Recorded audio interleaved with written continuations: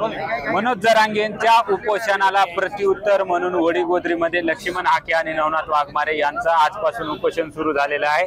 आपल्यासोबत लक्ष्मण हाके आहेत। काय सांगाल, तुम्ही पुन्हा उपोषण करताय, काय तुमची आता यावेळेस मागणी असणार आहे? आमची नव्यानं मागणी करायला आम्ही जरांगे नाही, आम्ही प्रवर्गाची भाषा बोलणारी, बलुत्या आलुत्याची भाषा बोलणारे, 200-400 जात समूहाची प्रवर्गाची भाषा बोलणारे आहोत।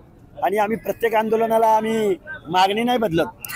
आमची भूमिका ठाम आहे, आमचं ओबीसीचं आरक्षण वाचलं पाहिजे आणि एकनाथराव एकटंच राहाल शेवटी। ओबीसी बांधवाला एवढं इग्नोर करू नका। एका फालकूट माणसाच्या नादाला लागून, ज्याला संविधानाचं ज्ञान नाही, अक्कल नाही, ज्याला प्रत्येक माणसाचा अधिकार माहीत नाही, ज्याला ओबीसीचं रिझर्वेशन माहिती नाही, ज्याला आरक्षणाचा अर्थ माहीत नाही, त्या माणसाच्या सांगण्यावरनं तुम्ही JR काढताय। खूप वेदना होतात या गोष्टी मांडायला। मुख्यमंत्री आमचे नाही तुम्ही, तुम्हाला पण शिव्या दिल्या जरांगेनं। तुमचा अपमान नव्हता तो, आमचा पण अपमान होता। आमच्या महाराष्ट्राच्या मुख्यमंत्र्याला शिव्या एक माणूस देतो।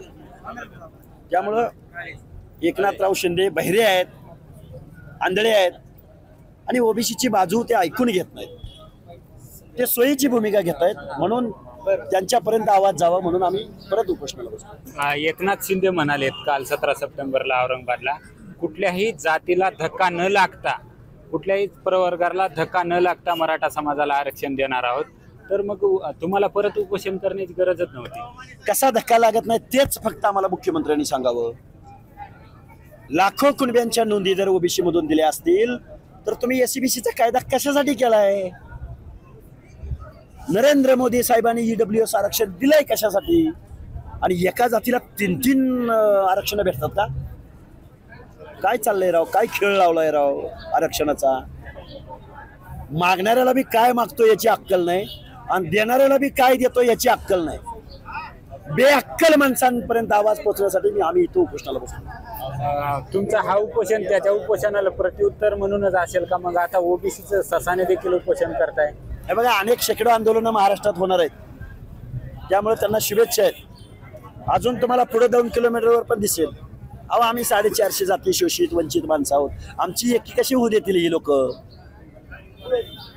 त्यामुळं त्यांची मागणी तीच आहे, आमची मागणी तीच आहे। त्यामुळे आमच्यात कुठलाही वाद नाही।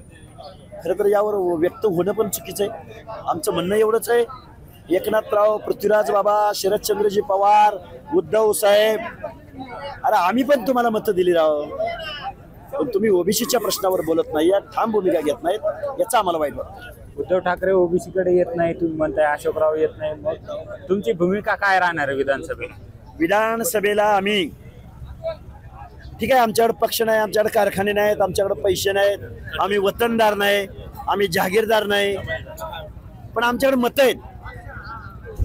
आम्ही पाडायचं कोणाला याची यादी आमची आता बनली। एका आमदाराने एवढी भ्या घेतले, ते म्हणले मी निवडणुकीत लढत नाही। आता बघा, आता 100पर्यंत आकडा जाणार, तिकीटच घेणार नाहीत। तर ओबीसी एक होतोय, गावगाडा एक होतोय, समाज व्यवस्था एक होत्या, आणि ज्याला आम्ही मतं दिली त्या आमदार खासदार हरामखोरांना घरी बसवण्याची भूमिका ओबीसी घेईल। त्या यादीमध्ये मराठा आणि ओबीसी दोन्ही आमदार आहेत नाव आहे का फक्त मराठ्यांचे?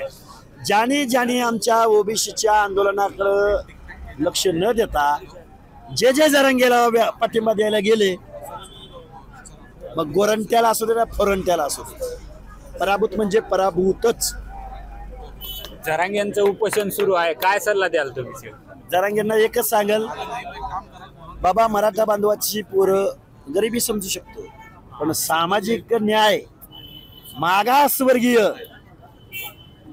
हे काय असतं ते धोब्याच्या जन्माला यावं लागेल, तुला नाभिकाच्या जन्माला यावं लागेल, बंजाऱ्याच्या तांड्यावर जन्माला यावं लागेल, मेंढपाळाच्या घरात जन्माला यावं लागेल, बलुत्या आलुत्याच्या घरात जन्माला यावं लागेल, तुला पारद्याच्या कडक लक्ष्मीवाल्याच्या पालात राहावं लागेल, मग तू सामाजिक मागास होशील।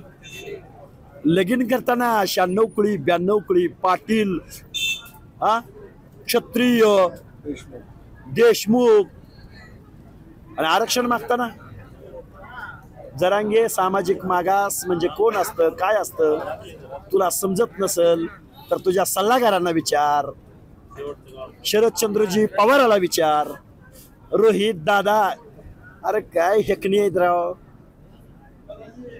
त्याला विचार काय असतं सामाजिक मागासले. पण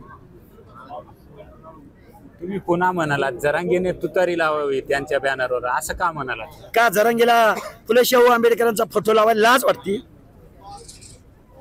जरांगेला फुले शाहू आंबेडकरांचा फोटो छापून मिळत नाही बॅनरवर, मिळत नाही का? ज्यानं आरक्षण दिलं त्या बाबासाहेबाचा फोटो चालत नाही जरांगेला, मग लाव ना तुतारी पवार साहेबाची. कारण लोकसभेला तुतारीच लावल्या, मग लाजतो कुणाला? आमचे महामानव तुला चालत नाही, आरक्षण पाहिजे. मंडल आयोगाचा फोटो किंवा नाव घेतलं का जरांगेनं कधी? बिंदेश्वरी प्रसाद मंडल, विश्वनाथ प्रताप सिंह, घेतलं का नाव जरांगेनं कधी? आणि त्यांनी जी योजना दिली ती मात्र पाहिजे जरांगेला. लाव ना पवाराची तुतारी. वेदना होतात म्हणून या गोष्टी बोलावं लागतं. निश्चितच आपण जर पाहिलं तर जरांगेंना महामानवाचे फोटो बॅनरवर चालत नाही, तर त्याने शरद पवारांचं तुतारीचं फोटो बॅनरवर लावावं असं देखील लक्ष्मण हाके यांनी जरांगेंना सल्ला दिलाय. सुधाकर जाधव, लोकशाही मराठी, वडीगोद्री. लोकशाही मराठी ऐका, पहा, जागरूक रहा.